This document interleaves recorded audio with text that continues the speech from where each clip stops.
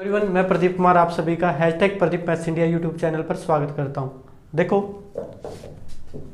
आज की क्लास में ना हम चैप्टर 3 एक्सरसाइज 3.1 का क्वेश्चन नंबर 1 देखेंगे। देखो, इन द मैट्रिक्स ए, ये कोई मैट्रिक्स दे रखी है, इसका नाम ए है। मैंने आपको बताया था कि जो मैट्रिक्स है ना, जो उसका नाम है ना, हम कैपिटल अल्फाबेट से लिखते हैं, यानी कि ए बी सी। ठीक है, जो कुछ भी होगा ये बड़े में लिखते हैं।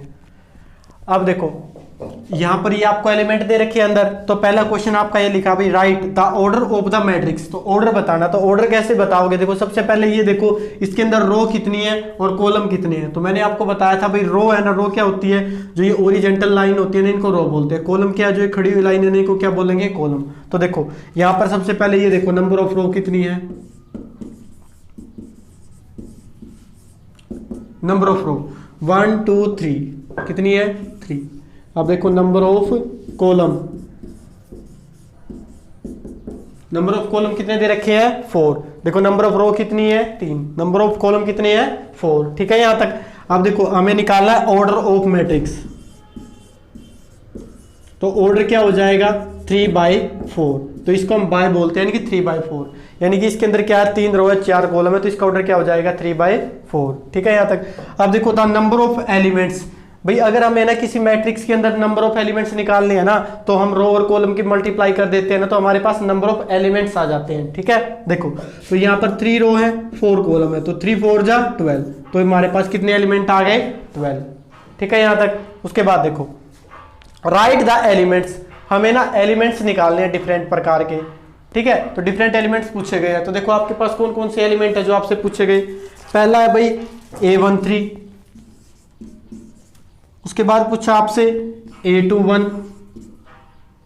उसके बाद A33, A24 और A23। तो इनकी वैल्यू पूछी आपसे।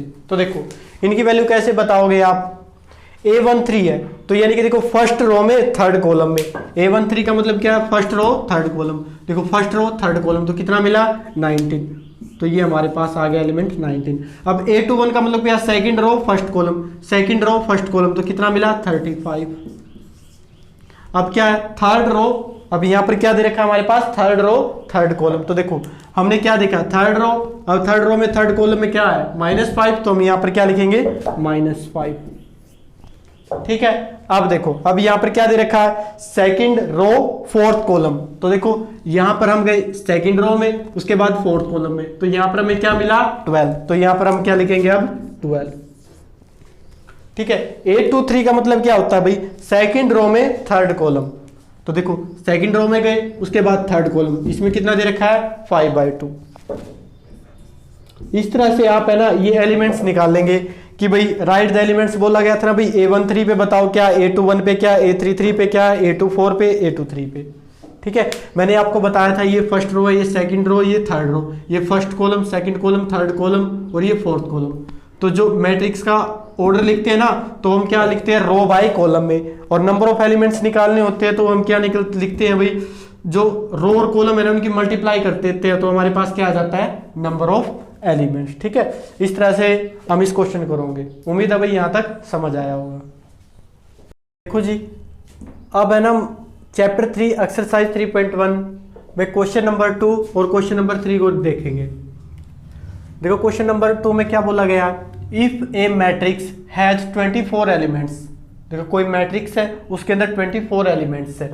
ठीक है, व्हाट आर द पॉसिबल, भाई क्या possible orders it can have, मतलब इसके पास है ना कितने पॉसिबल ऑर्डर्स हो सकते हैं। ठीक है, यानी कि इसको कितनी बार हम अरेंज कर सकते हैं? रो इनटू कॉलम में या कॉलम इनटू रो में। ठीक है, इफ इट हैज 13 एलिमेंट्स। देखो पहला तो क्वेश्चन हमें ये बताना है कि भाई अगर इसके पास 24 एलिमेंट हो तो इसके पॉसिबल ऑर्डर। उसके बाद अगर इसके पास 13 एलिमेंट हो तो इसके पॉसिबल ऑर्डर। ठीक है, तो अब देखो इसको सॉल्व करने के लिए हम क्या करेंगे? जैसे भाई पहले में दे रखा भाई 24। ठीक है, 24 के केस में क्या हो जाएगा? तो सबसे पहले इसके फैक्टर देखो, इसको हम कैसे ब्रेक करके लिख सकते हैं भाई? जैसे 1 इंटू में 24, 2 इंटू में 12, 3 इंटू में 8, 6 इंटू में 4। उसके बाद 7 से नहीं होगा, फिर 8 से होगा, 8 तो हमने यहाँ पे लिख ही दिया है, फिर 9 से नहीं होगा, 10 से भी नहीं, फिर 12 से। तो इसका मतलब ये बाद में रिपीट होना स्टार्ट हो गए, तो इसका मतलब हम इनकी पलटी कर देते हैं, यानी कि 24 मल्टीप्लाई बाय 1 या 2 बाई 12 की, 8 बाई 3, 4 बाई 6। ठीक है जी। यानी कि देखो हमने ये बताना था भाई किसी मैट्रिक्स के अंदर अगर 24 एलिमेंट है ना, तो उसको कितने बाय कितने की मैट्रिक्स लिखे। देखो इसको 1 बाई 24 की लिख सकते हैं, 2 बाई 12 की, 3 बाई 8 की, 6 बाई 4 की, या 24 बाई 1 की, 2 बाई 12 की, या 8 बाई 3 की, या 4 बाई 6 की। ठीक है, इसको इस तरह से हम करेंगे भाई। 24 के केस में इतने ऑर्डर्स के अंदर हम लिख सकते हैं। अब देखो 13 के केस में क्या होगा। 13 के केस में देखो या तो हम ऐसे कर सकते हैं भाई 1 रो करें और 30 कॉलम बना दे, या फिर ऐसे कर सकते हैं 13 रो बना दे और 1 कॉलम बना दे। देखो दोबारा देखो 24 के केस में क्या है, ये वाले ऑर्डर बन सकते हैं, इन ऑर्डर की मैट्रिक्स बन सकती है, और 13 के केस में इन वाले ऑर्डर की मैट्रिक्स बन सकती है। अब देखो मैट्रिक्स है ना, इसका प्लूरल क्या होता है, मैट्रिसेस होता है। ठीक है, देखो यहाँ पर भी सेम टू सेम क्वेश्चन है, बस यहाँ पर डिजिट का डिफरेंस है। यहाँ पर 24 था, यहाँ 18 है, यहाँ पर कितना था 13 था, यहाँ पर 5 है। तो देखो अब 18 के भी ऐसे ही देखेंगे हम, 18 के केस में क्या क्या पॉसिबल ऑर्डर है। तो इसको क्या लिख सकते हैं 2 इंटू 9, उसके बाद 3 इंटू 6। ठीक है, अब उसके बाद 4 आएगा, 5 आएगा, 4 से भी नहीं हो रहा है, ये 5 से नहीं हो रहा, तो इसका मतलब दोबारा ये क्या हो जाएंगे, रिपीट होना स्टार्ट हो जाएंगे। या फिर हम इसको ऐसे लिख सकते हैं 1 इंटू 18। ठीक है, तो अब इसको देखो यहाँ पर ऐसे कर देंगे हम 9 इंटू 2। ठीक है, ये हो जाएगा हमारे पास 6 बाई 3 का, और ये हो जाएगा 18 बाई 1 का।